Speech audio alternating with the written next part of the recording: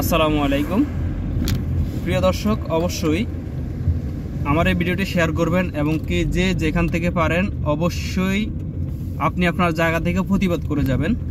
বাংলাদেশে যে স্বৈরাচার সরকার পালিয়ে গেছে, যে আমরা আন্দোলন করার কারণে সরকার আর টিকে থাকতে পারে নাই, হাজারটা লাশ পালাই দিছে টিকে থাকার জন্য, তারপরেও পারে নাই। বাংলাদেশের মানুষ জেগে উঠছে। এখন আর বাংলাদেশের মানুষ আগের মতো নাই যে বাংলাদেশের মানুষকে ক খ ব দিয়ে বুঝাই দিবে, কিন্তু এখন আর সেই রকম অবস্থা বাংলাদেশের মানুষ নাই এবং কি বাংলাদেশটাও নাই। ঠিক আছে, তো আপনারা অবশ্যই আপনারা ভিডিওটি শেয়ার করবেন আর আপনাদের জায়গা থেকে আপনারা প্রতিবাদ করে যাবেন যে আর্মি বিডিআর যে হত্যাকাণ্ডের যে বিচার, এই বিচার সুষ্ঠুভাবে যাতে এই বিচারটা হয়। এই স্বৈরাচার সরকার শেখ হাসিনা তাদেরকে বর্তমানে যারা বন্দী আছে তাদেরকে এটার সাক্ষী দিতে চাইছে, তারা সাক্ষী হয় নাই। কারণ এই ঘটনাটা ঘটাইছে শেখ হাসিনা এবং কি ইন্ডিয়ার র মিলে, ইন্ডিয়া আর শেখ হাসিনা চক্রান্ত করে এই যে এতগুলা 57 জন সেনাকে হত্যা করছে পরিকল্পিতভাবে।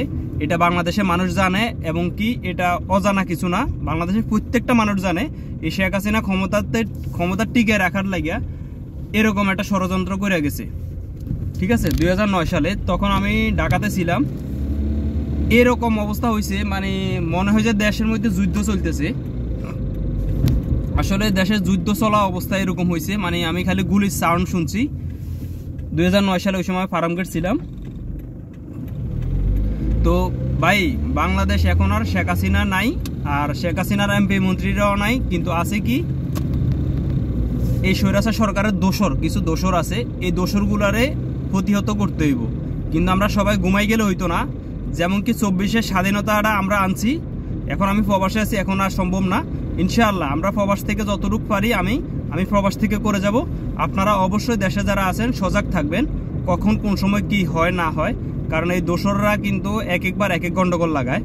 আর বিশেষ করে সবাই একসাথে আবার আন্দোলন ডাক দেন, যারা বিজেপির সদস্যদের ফ্যামিলির যারা আন্দোলন করে তাদের সাথে যোগ হন, কারণ এই সরকারের চাপ দিতে হবে। ডক্টর ইউনূস সরকার সে একা কিছু করতে পারবে না, অবশ্যই তার নিচে যারা আছে, ঠিক আছে, তার নিচে যারা আছে তারা কিন্তু এখনো কিন্তু ইন্ডিয়ার দালাল বললেই চলে, ইন্ডিয়ার দালালও আছে, ইন্ডিয়ার টাকা টুকা খাইয়া এই বিচারটারে ঘুরায়। আর বিশেষ করে বর্তমান সেনাবাহিনীও এই বিচারটা চায় না, বিডিআরও এই বিচারটা চায় না। কারণ কেন? যারা এই প্রকৃত ঘটনার সাথে জড়িত তারা এখন বর্তমানে এই চাকরিতে আছে। তো তারা জানে যদি এই আর্মি বিডিআর লোকগুলোকে ছেড়ে দেওয়া হয় তাহলে প্রকৃত